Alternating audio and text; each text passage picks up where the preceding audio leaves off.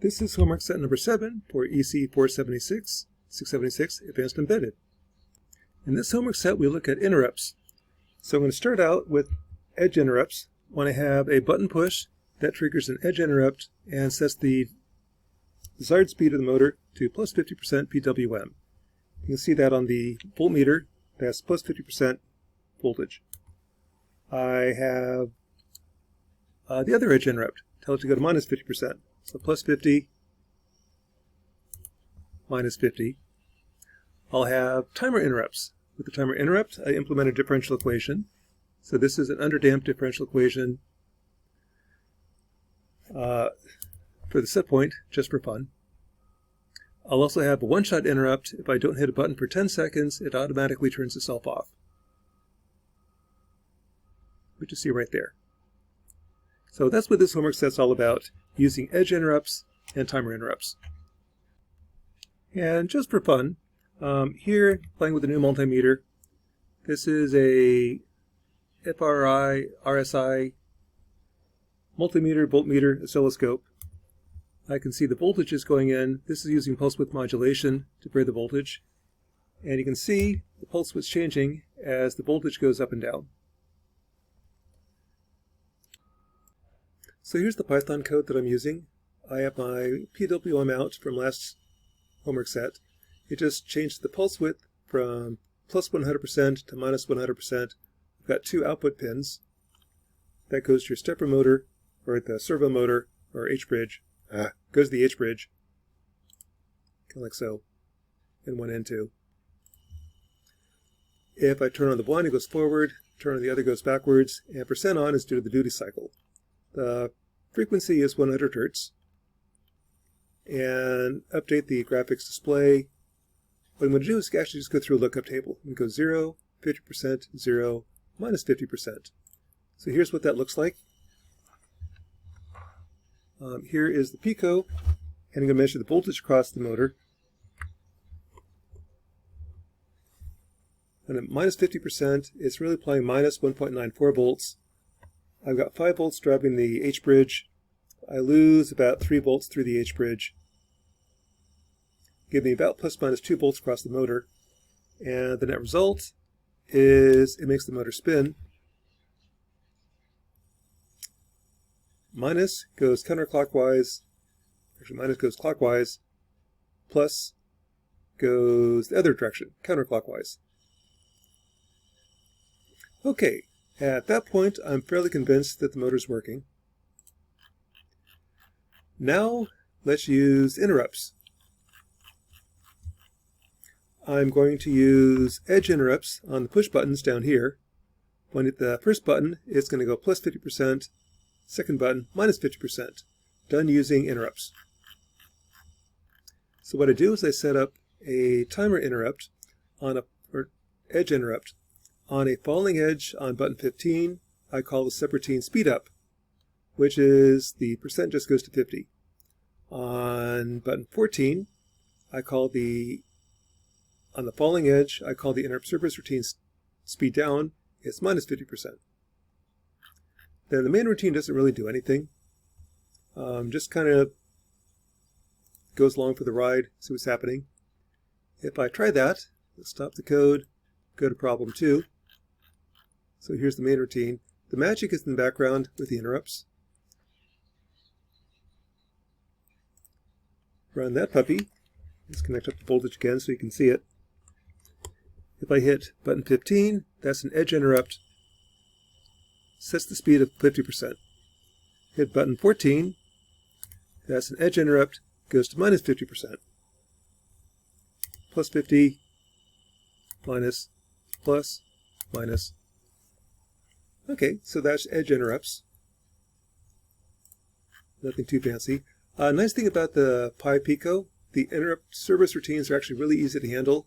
Just tell it the condition, in this case falling edge, who is going to get called. I have to pass the data through global variables, though.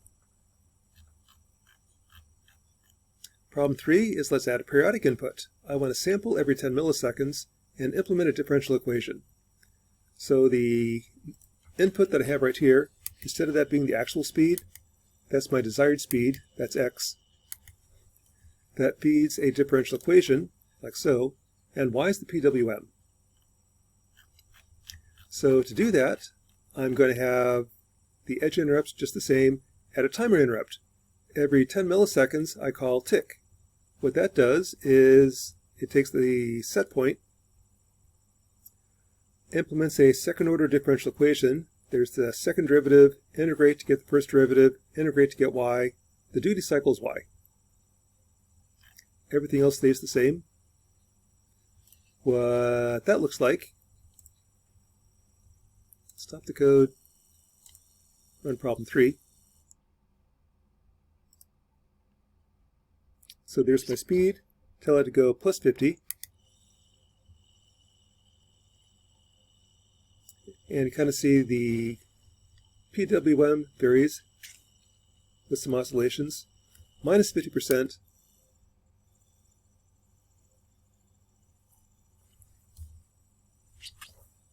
Plus 50. You can see the oscillations. Minus 50.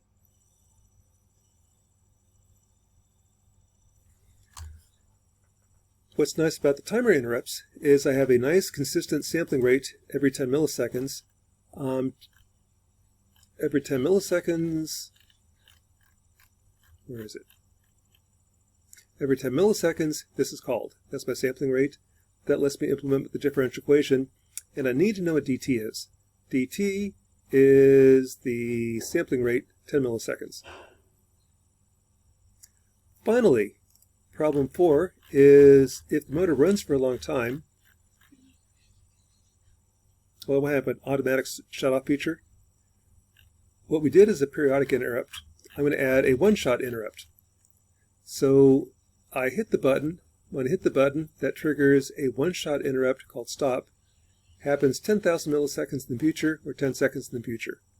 If I hit button 14, that resets the time to 10 seconds. If I hit the button, it resets the time. If I wait 10 seconds, eventually this kicks in. What stop does is it just sets the reference to 0. What that looks like is stop this code, run problem 4.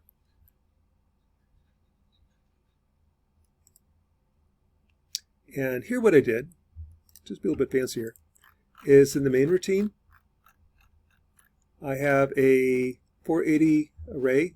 That's the graphic display you'll see on the screen. At every point, I update the value. The x-coordinate is where it is on the screen. The y value is your up and down. Erase the old point, draw the new point, and here's what that looks like. So tell it to go forward.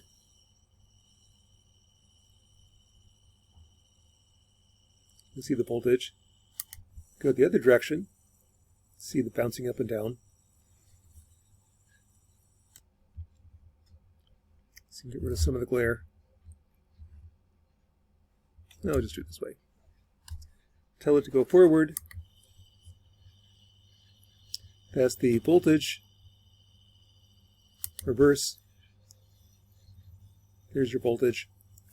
If I wait 10 seconds, then the set point gets set to 0. And the motor eventually stops.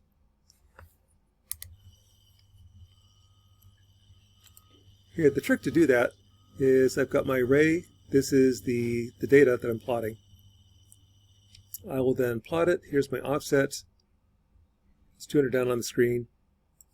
The screen is actually inverted, so make that a minus.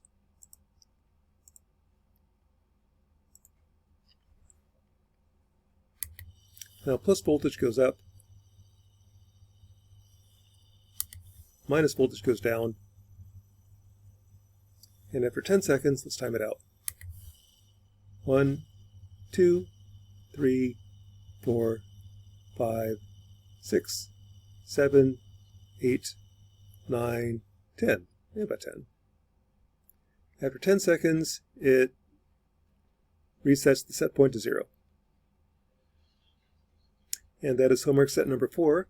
I've got edge interrupts for the push buttons, timer interrupts for the sampling rate that lets me implement differential equations, and a one-shot interrupt. After 10 seconds, it turns itself off. Homework set number 7 for 476.